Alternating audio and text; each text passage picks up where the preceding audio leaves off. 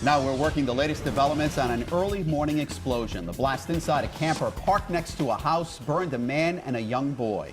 New at 6, we're hearing from a neighbor who spoke to the homeowners right after the explosion. Eyewitness News reporter Susan Campbell joins us now live in Tiverton from the East Bay Mobile Newsroom.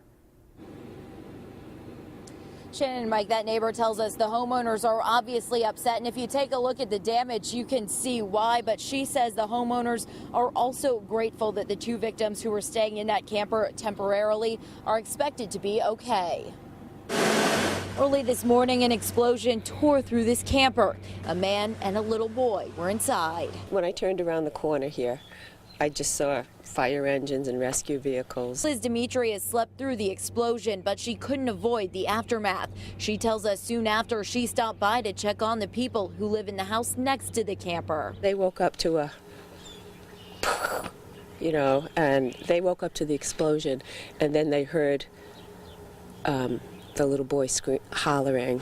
They were pretty shook up that somebody got injured. Lieutenant Joseph Plasica tells Eyewitness News both victims got out of the camper on their own. He says the little boy was rushed to Hasbro Children's Hospital suffering from second-degree burns. The man to Rhode Island Hospital with second- and third-degree burns. Though the injuries are serious, Lieutenant Plasica says it could have been much worse. When I pulled up, I looked and said, my God, if anybody survived this, they're pretty lucky. That's some extensive damage. The house and the fence that are nearby actually stopped the walls from flaring out so far that the roof wouldn't come down. The house next to the camper was not damaged in the explosion. Fire officials say they have wrapped up their investigation. They say the explosion was accidental, and they say it was caused by a propane heater.